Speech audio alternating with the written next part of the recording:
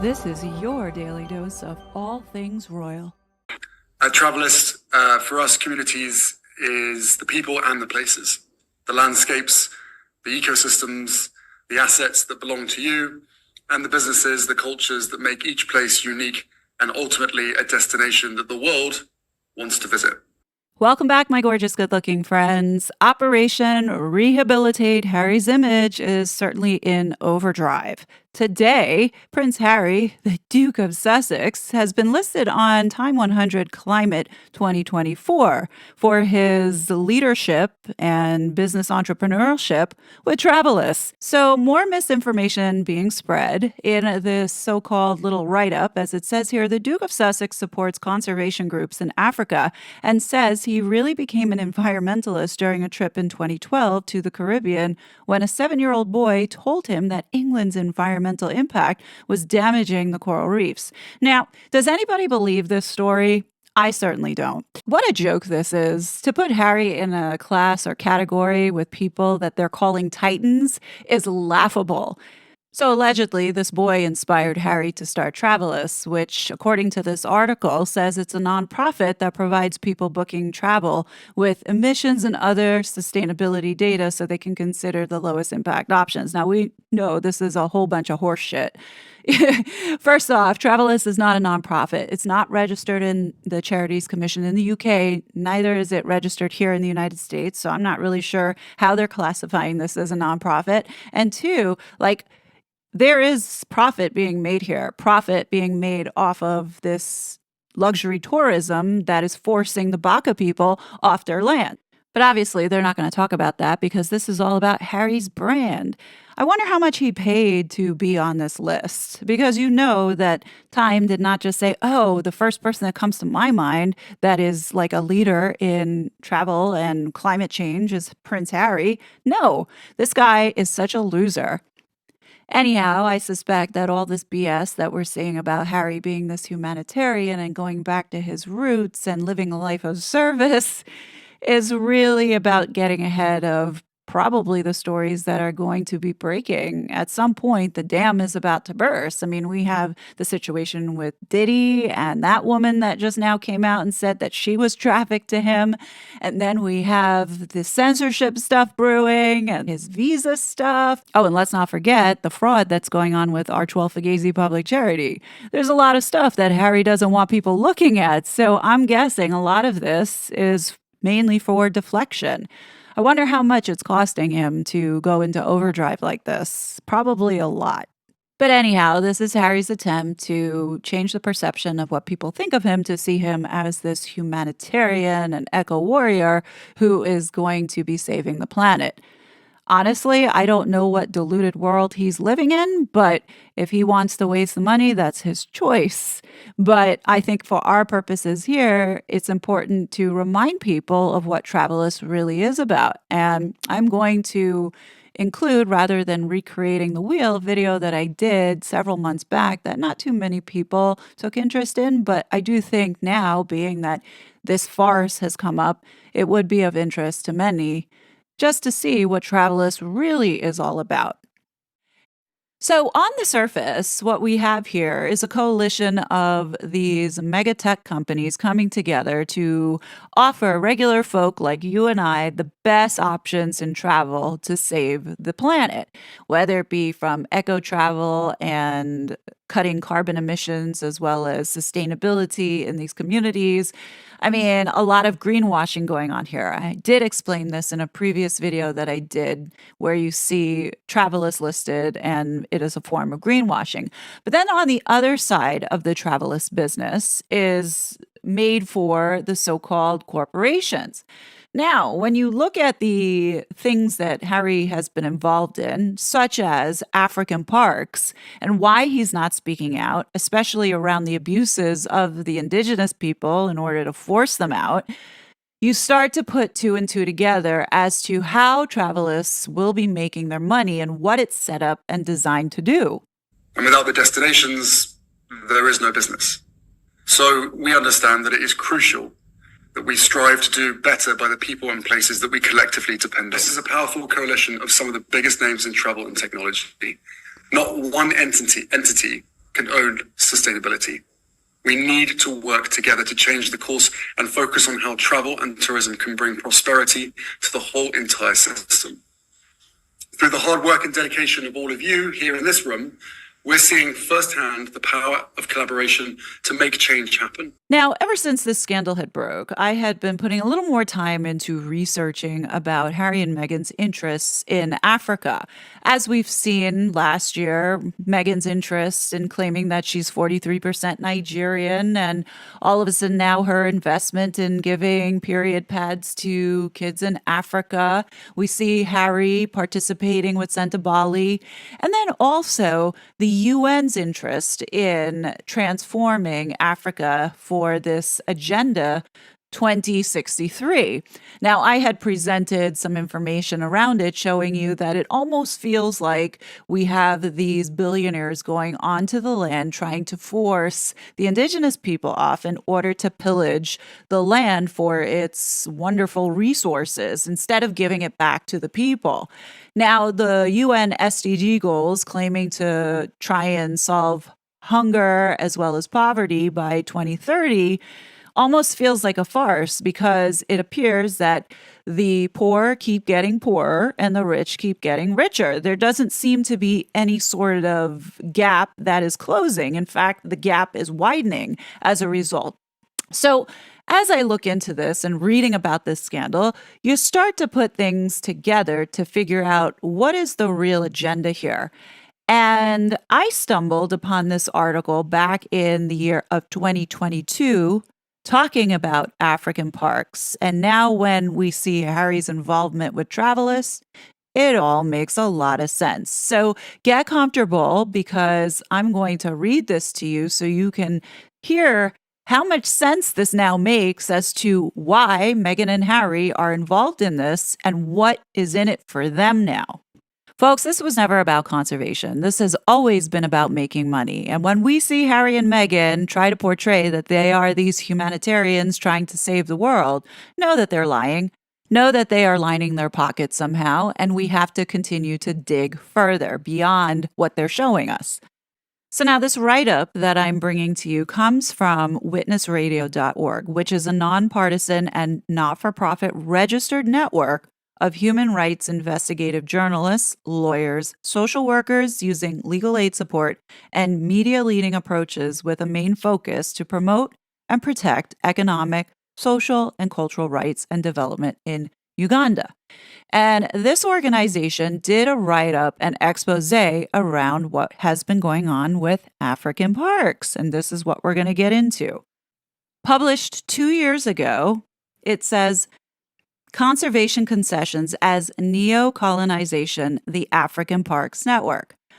The conservation industry is now promoting the idea of buying up conservation concessions and reconstituting them as business models with profit-seeking aims.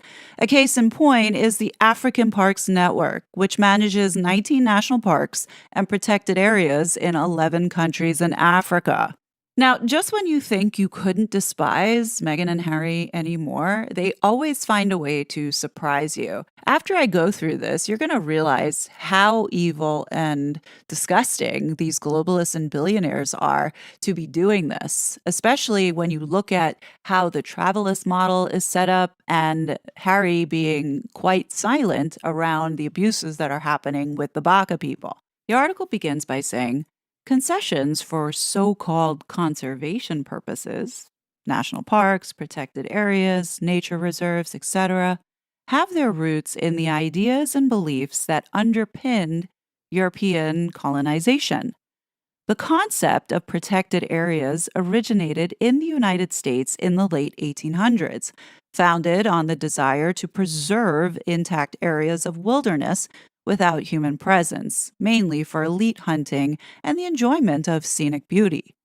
Both Yellowstone and Yosemite national parks were forcibly emptied of their inhabitants and provided the blueprint for doing conservation that continues to the present day. During that same period, European colonizers declared large tracts of the occupied territories in Africa as game reserves after forcibly displacing populations from said areas. These reserves were often created after colonialist hunters had already exterminated much of the wildlife population in an effort to restore such populations so that they could continue big game hunting. However, the withdrawal of European colonizers from Africa did not bring about a return to customary land tenure. Newly formed states often continued the land use and conservation policies of the colonizers, which demonstrates how deep colonial norms and knowledge systems had become institutionalized.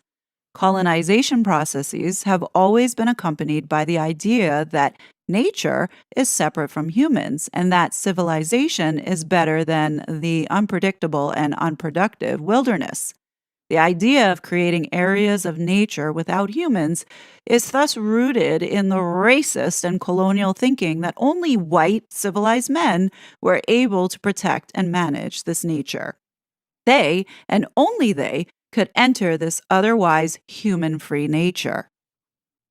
And we can observe that in many places. This idea persists even today.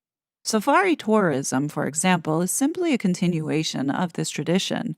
Wealthy, predominantly white tourists are paying large sums of money to stay in luxury hotels and receive permission to shoot animals with guns or cameras as trophies. Meanwhile, those populations that hunt for subsistence inside their territories turned park are labeled as poachers and criminalized.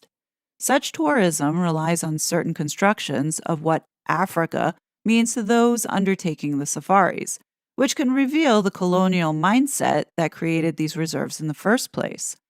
That is why protected areas are mostly people free landscapes. People are rarely portrayed as an intrinsic part of nature, and if they are depicted either as intruders or poachers or as touristic landscapes for buying handcrafts or watching dances, or as guides or eco guards working for a foreign company or NGO.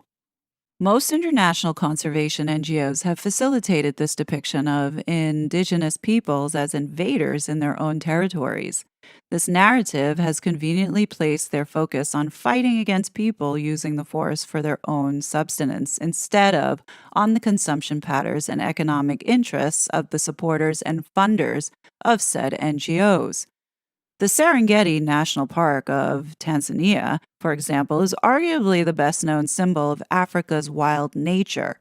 Yet, there is hardly any mention in the park's tourist propaganda on how the Serengeti was created. By evicting the indigenous Maasai during colonial times from their ancestral territories. And this situation continues today. Mordecai Ogata, co-author of the book The Big Conservation Lie, explains in a 2021 interview that the geographical spaces of protected areas frequently work as colonies, with the difference that they are no longer under the management of an empire, but a network of elites with clear economic and political interests. Those, he explained, are the colonizers with respect to conservation concessions. They enter such agreements with large sums of money and frequently influence any national policy that might impact their interests and managed areas. The power of these networks of colonizers is both physical, enforcing their rule and dominance on the ground, and political, having allies in the right places administering key governmental offices and funding positions. On top of this, possible conflicts that may arise are easily brushed aside as not their responsibility. This is done by placing the burden on the sovereign condition of national governments. These networks answer to donors, the tourist industry, and tourists themselves, which are all mainly based in the global north. And they endure on the basis of images of peaceful landscapes, which in their imaginations are landscapes without people. These networks also involve powerful business people with vested interests in financing conservation for offsetting their emissions or greenwashing their dirty and destructive activities. Recent examples include the internet retailer Amazon CEO Jeff Bezos and his $10 billion Earth Fund, with some of the biggest conservation NGOs receiving $100 million each in a first round of payments, and Swiss billionaire businessman Hans-Jörg Weiss donations to the so-called 30 by 30 scheme, which aims for 30% of the planet to be turned into protected areas by 2030. Nowadays, the conservation industry is promoting the idea of buying up conservation concessions, protected areas or parks, and reconstituting them as business models with profit seeking aims. A case in point is the African Parks Network, which manages 19 national parks and protected areas in 11 countries in Africa. The African Parks Network, outsourcing protected areas to private companies. The African Parks Network, APN, was founded by billionaire Dutch tycoon Paul Ventener in the year 2000. Its founding name was the African Parks Foundation. Ventener comes from one of the Netherlands' richest industrial dynasties and was CEO of the energy conglomerate SHV Holdings, which undertook business with the apartheid regime in South Africa. He allegedly had the idea for creating African parks after a dinner hosted by Nelson Mandela in the presence of Queen Beatrix of the Netherlands, at which the future of national parks in South Africa was discussed. For the billionaire, it was the perfect opportunity to restore his image, tainted by his activities during the apartheid regime. Initially created as a commercial company, African Parks swapped this status for that of an NGO in 2005 in order to more easily attract donors and conservation funding. APN's business model is based on a public-private partnership (PPP) strategy for the management of protected areas, whereby APN maintains the full responsibility and execution of all management functions and is accountable to the government. APN employs a market approach to wildlife conservation, arguing that wildlife can pay for its conservation if well managed. It presents itself as an African solution for Africa's conservation challenges. However, behind the facade of APN is a large group of northern and southern governments, multilateral institutions, international conservation organizations, millionaire family foundations, and individuals that fund its conservation business. Since 2017, the president of the company is Prince Henry of Wales, otherwise known as Prince Harry, a member of the British royal family, who has helped in the acquisition of funding and partners. So, just so you know, this article was written in 2022 before Harry crossed over onto the executive board of directors. Anyhow, APN controls a total area of 14.7 million hectares in Africa, about half the size of Italy, and it intends to expand even more in order to manage 30 parks by 2030 across 11 biomes, ensuring that 30 million hectares are well managed, thus contributing to the broader vision of having 30% of Africa's unique landscapes protected in perpetuity. Moreover, their roadmap to 2030 states that 10 more protected areas spanning a further 5 million hectares will be managed by select partners through our newly created incubator program. These objectives are ambitious and will contribute significantly to the global target of protecting 30% of the Earth to keep the planet flourishing. The network also indicates its interest in selling carbon credits as an additional source of income. Although such credits basically facilitate more pollution and fossil fuel burning, the website of APN claims that its conservation model represents an integrated nature-based solution to climate change. We secure the carbon captured in the plants and soil in places of high biodiversity value. However, experiences on the ground reveal how this so-called public-private partnership is in fact reinforcing and recreating oppressive power relations. A 2016 academic study on the Mjedi Wildlife Reserve in Malawi is a case in point. The reserve has been managed by APN since 2003 with a 25-year management concession. It was the first park to fall under APN's administration. According to the concession they were granted, APN is supposed to involve community members in the management of the reserve. This includes consulting them in issues requiring critical decisions, such as bringing new animals into the area and allowing said members to access and use some of the resources in the reserve, such as grass, fish, and reeds. While there is a formal and legal partnership between the Malawian government and African Parks Network on the sharing of proceeds, there is no formal or clear agreement between local communities and African Parks Network on how benefits are going to be shared out. The benefits for the communities are only indirect by engaging in activities such as selling food and performing dances for a tourist public.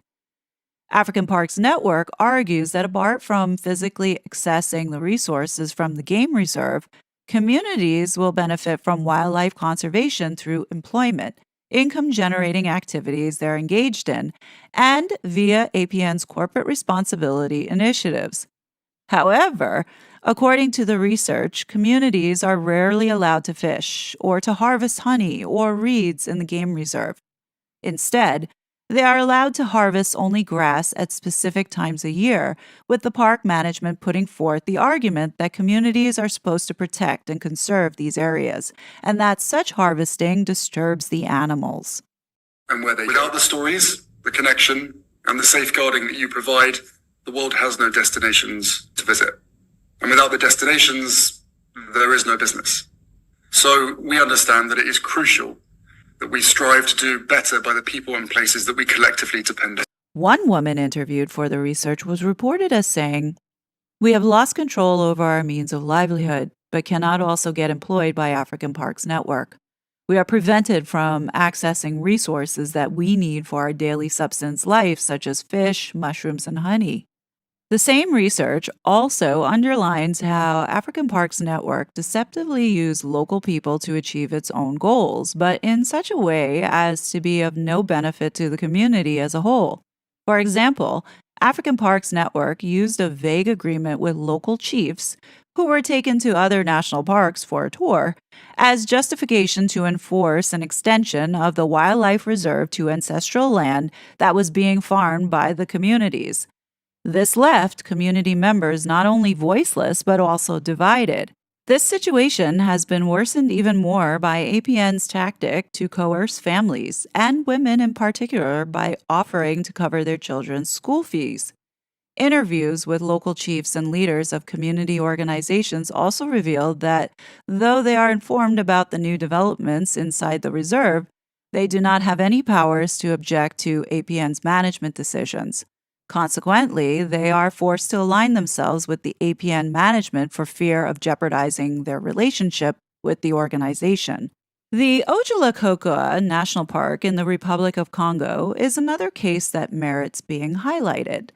The park, created in 1935 when the country was a French colony, appropriated the biggest forest area in the region, with 1.35 million hectares. Since 2010, the management of this nirvana for nature lovers, as African Parks Network describes it, has been placed entirely in African Parks Network's hands for a period of 25 years. The partners of the park include groups such as WWF and the European Union.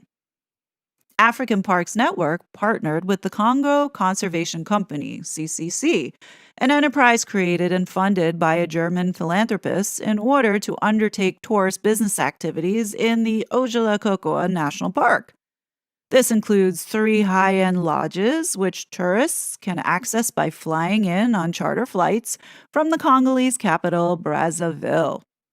However, very few inhabitants of Brazzaville have the possibility to enjoy such luxury tourism. A 4-day Ozala Gorilla Discovery Camp visit, for example, costs $9,690 per person. While the park was founded in 1935, African Parks Network states that humans have occupied the area for 50,000 years. The company notes that 12,000 people still live around the park, yet it is still one of the most biologically diverse and species-rich areas on the planet, emphasis added. With this formulation, rather than recognizing the inhabitants' contribution towards keeping the forest standing after all these thousands of years, the company makes it clear that, in its view, the presence of people is not compatible with the aim of conserving forests. It is, despite the community's presence, that there is still some remaining biodiversity. African Parks Network claims to protect the park with an enhanced Eco Guard team and other law enforcement techniques, besides investing in changing human behavior. These claims and views on conservation make clear that for this network and its funders and allies, people living in and around forests are considered a threat, and that their conservation business can be better run without them. It should be no surprise that for more than 10 years, African Parks Network has shown an interest in exploring if the Odzala Cocoa Park could be turned into a red project, because through the lens of such projects, communities are also considered a threat and blamed for deforestation. Furthermore, there are no provisions for communities to receive a share of the profits from the sale of carbon credits. At Travelist, for us, communities is the people and the places, the landscapes, the ecosystems, the assets that belong to you, and the businesses, the cultures that make each place unique and ultimately a destination that the world wants to visit. This is a powerful coalition of some of the biggest names in travel and technology. Not one entity can own sustainability. We need to work together to change the course and focus on how travel and tourism can bring prosperity to the whole entire system.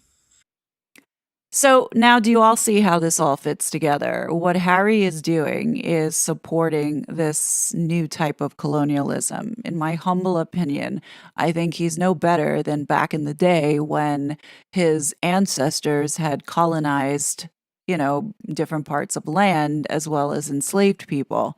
Harry, in my humble opinion, has this so called unconscious bias, but I do think it is conscious. I do think he is racist, and I do think that he sees himself superior to everybody else. And what he is doing here in essentially forcing or participating in being a part of an organization that is forcing people from their native lands in order to profit just shows exactly who Meghan and Harry are. They don't care about people. They care about exploiting people and making money from it. So when we talk about Meghan and Harry being strapped for cash, I highly doubt that because of his role within these particular organizations. So at some point, in my humble opinion, I do think that Travelist will integrate with African Parks. It just makes sense to do so. And I believe that he set this organization up to profit from this whole setup with this African Parks network. But what do you guys think? Do you agree with me? Do you think that Travelist does align with African Parks Network and what is happening is so wrong and gross? Or do you think they're not connected? But definitely let me know your thoughts below. As always, I will be back with more content, but until then, please be safe and I will talk to you later. Bye! Such a fraud.